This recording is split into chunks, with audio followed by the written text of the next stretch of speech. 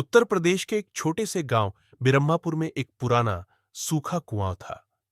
गांव के बुजुर्ग कहते थे कि उस कुएं के पास शाम ढलने के बाद कोई नहीं जाता।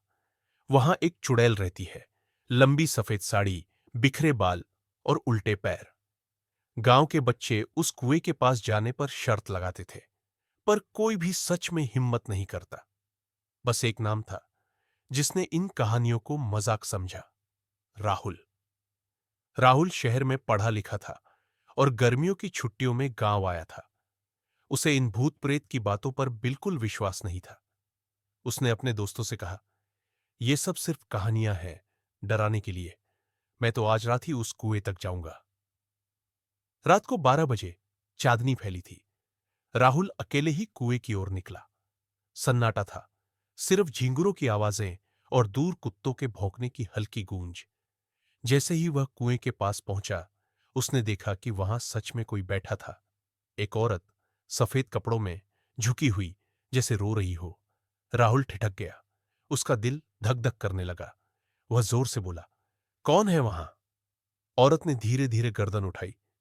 चेहरा साफ नहीं दिखा, लेकिन उसकी आंखें बिल्कुल लाल थीं। अचानक वह औरत जोर से हंसने लगी, एक भयानक खौफनाक हंसी।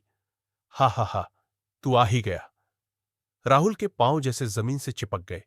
तभी वो औरत हवा में उठी और धीरे धीरे कुएं की ओर बढ़ने लगी। उसने राहुल की तरफ देखा और कहा, अब तू मेरा होगा। राहुल किसी तरह पीछे मुड़ा और दौड़ पड़ा। वह गिरते पड़ते घर पहुंचा। उसकी हालत खराब थी, मुंह से आवाज तक नहीं निकल रही थी।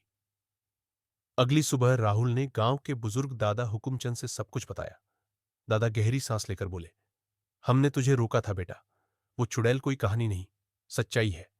उसका नाम था रूपा। कहानी 20 साल पुरानी थी। रूपा इसी गांव की लड़की थी, बहुत सुंदर, लेकिन गांव के जमींदार के बेटे ने उसे धोखा देकर कुएं में धकेल दिया। तभी से उसकी आत्मा उसी कुएं में भटक रही है। हर साल वो एक लड़के की तलाश में रहती है जो उस जमींदार से मिलता जुलता हो। शायद उसने तुझे उसी का समझ लिया है। राहुल का चेहरा सफेद पड़ गया। उस रात राहुल को सपना आया। रूपा उसके कमरे में खड़ी थी। उसके बाल जमीन तक लटक रहे थे और वो कह रही थी, तू भाग नहीं सकता, तू मेरा है। राहुल चिल्लाकर उठ बैठा। उसका तकिया गीला था, जैसे किसी ने उस पर पानी डाला हो। खिड़की खुली थी और बाहर से वही हंसी फिर सुनाई दी, हा हा हा। अब राहुल जान गया था, वो उससे पीछा नहीं छोड़ने वाली। दादा हुकुमचंद राहुल को गांव के एक बूढ़े पंडित के पास ले गए। पंडित ने पूरा मामला सुनने के बाद कहा, एक ही तरीका है, उस चुड़ैल की आत्मा को शांति दिलानी होगी। रूपा की अस्थियां अब भी कुएं के पास गड़ी हैं। उन्हें निकालकर विधि विधान से गंगा में विसर्जित करना होगा। अगली रात राहुल, दादा और पंडित तीनों कुएं के पास पहुंचे। मंत्रों का जाप शुरू हुआ, लेकिन जैसे ही अस्थियां निकाली, पूरा माहौल बदल गया।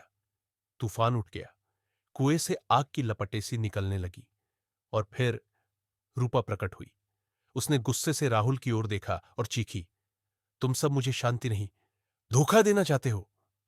पंडित ने जोर से मंत्र पढ़ा और राहुल ने कांपते हाथों से अस्थियां गंगा जल में डाल दी। एक पल के लिए सब शांत हो गया। रूपा ने राहुल की तरफ देखा और उसकी आंखों से एक आंसू गिरा। काश कोई मुझे पहले समझ पाता। फिर वो धीरे धीरे हवा में विलीन हो गई। उस दिन के बाद राहुल को कभी वो सपने नहीं आए, लेकिन कुएं के पास अब भी कोई नहीं जाता। राहुल गांव छोड़कर शहर लौट गया, पर जाते जाते कुएं की ओर देखा। हवा चली और एक धीमी सी आवाज आई, ध्यान रखना, सबको माफी नहीं मिलती। सीख, अंधविश्वास और कहानियों में भी कहीं ना कहीं सच छिपा होता है। हर आत्मा बुरी नहीं होती, कुछ बस समझे जाने की मांग करती है। और सबसे जरूरी बात, रात को कुएं के पास जाना कभी बहादुरी नहीं, कभी कभी मूर्खता भी हो सकती है।